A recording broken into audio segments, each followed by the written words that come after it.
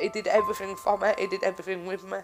Like, so I do miss that, and I miss the fact of him telling me. It was like, he told me what we were doing. He was the one that said to me, we're going to do this today, can we go here? But it's like, I haven't got that voice in my head anymore. I ain't got him there telling me what to do. I ain't got him there saying, Mum, can you do this? Mum, can you do that? It was like a little brain box. It was like his little facts. I don't have them coming to me anymore.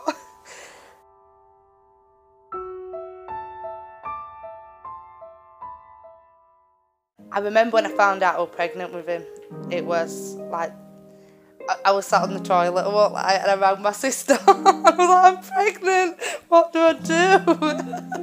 And then it was like every scan I went up, I got more excited and more excited. And then when I had him, he'd smile at everyone in the shop and everything, and I'm total opposite. I'll put my head down and I walk away. I walk around town with my eyes closed practically. He'd brighten up a room, like literally, he'd walk into it and he was just so happy with life. He loved dressing up as a superhero. He liked to be around other children as well. He'd make friends anywhere we went, and he was one of these that if someone was playing by themselves, he'd always go over and play with them. And then his swimming, he had 3rd, 4th, 5th certificate. He loved it. That was probably his main thing. The Tuesday, my mum had messaged me at work and just said he's come home complaining of his legs hurting. And I said, right. I put it down to growing pains. Then the Wednesday, went to school fine. I rang school twice to see if he was alright.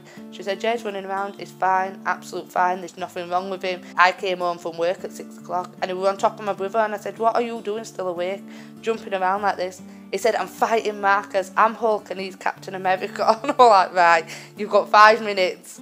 And then it was that 2 o'clock that morning when he woke up saying his head was hurting. I used to set my alarm for 6, so I got up at 6, got his uniform, and he used to jump up at 7 o'clock. He'd be up, he'd be waking his brother up, he'd be like, right, I want this for breakfast, I want that for breakfast. But then when I went up at 7 and he was like, no Mum, I can't go to school today, my head's still hurting.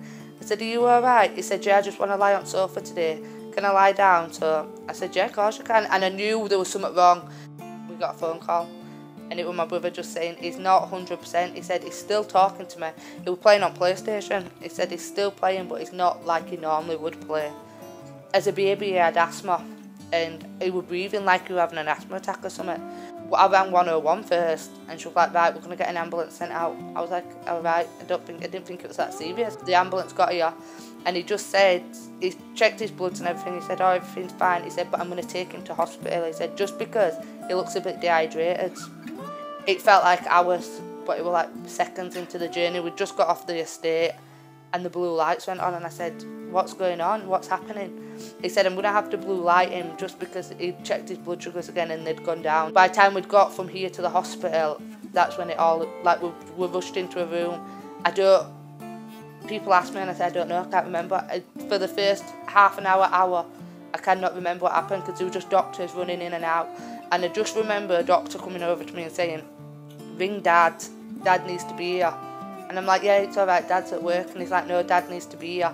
It were all just like a big blur. Still now, it's like, when I'm talking about it, I feel like I'm talking about someone else. I don't feel like I'm talking about my own child. It like kind of hit me when she took me into the room and just said, there's not much chance. There's less than 3% chance of survival.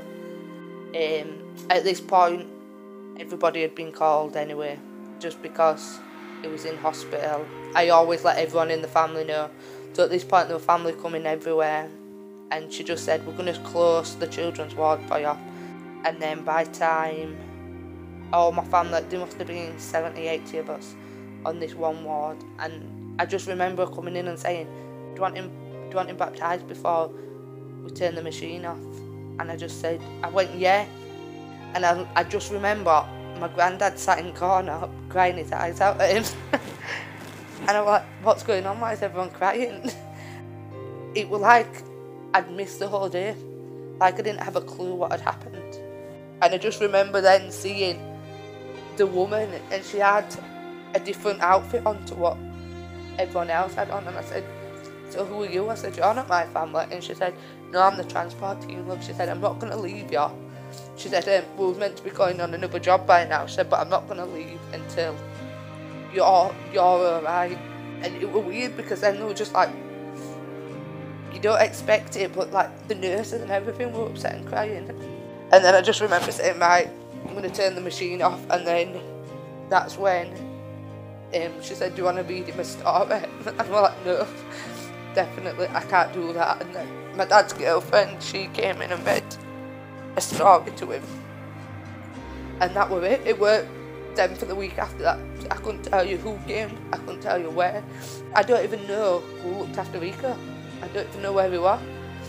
And when people ask me, I'm like, is that normal? Should I feel like that? Should I have been like that?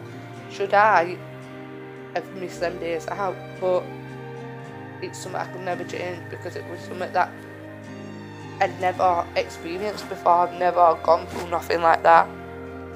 When people said to me, how do you feel? I've always said, I don't have a feeling. I can't feel anything. I know what sad feels like, I know what happy feels like, I know what down feels like, I know what excited. I don't know what this feeling is. I don't think there's a word for a feeling that I'm feeling now. And it is hard because you can't put a name on it. I can't put, like, the feeling that I feel now, I could never explain to anybody else because I don't know it myself. I feel like I've had to carry on with life, as hard as it is. And don't get me wrong, I wake up some mornings before the kids wake up, and I do have that reality of he's not here. But then, as soon as Rico wakes up, it's like reality hits, and it's like, right, come on now, you've got to carry on, you've got other children. But there's always everything that reminds me of Enzo. Like even driving past his school, anywhere we go, any shop we go, it's like everywhere I've ever been before, Enzo has been with us. So now it's, for them I put a smile on my face, but in the back of my mind it's always there, like he's not here.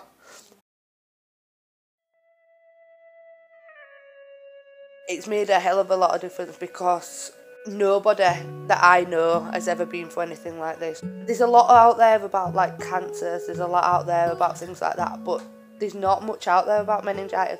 So when Meningitis Now, I feel like everybody is in the same situation. So to have somebody there that knows exactly what I'm going through, exactly what it feels like, how it took Enzo away, it's supported me so much because I know I can go on to the Meningitis Now.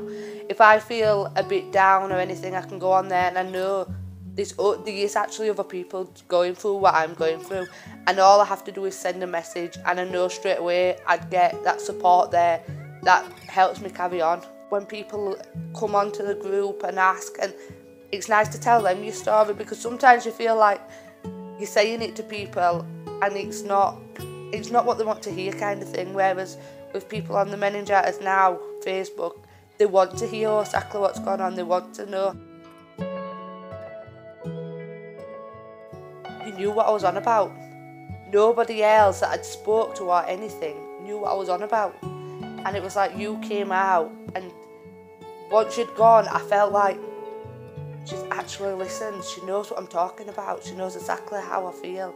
She knows what meningitis is. Whereas people that I was talking to, they don't realise there's not only one sort of meningitis. Whereas you knew straight away what meningitis it was. You knew it was meningitis B. So once you'd come out, I did feel like I'd spoke to someone who knew. And I never got that before. Christmas is a hard time of year, no matter who you are. For anybody who has lost somebody, let alone someone who's lost someone to meningitis, it helps make it that little bit more easy, knowing that you've got the help out there from everybody at Meningitis Now. The ribbon appeal is a really great way to support families like mine and the work of Meningitis Now.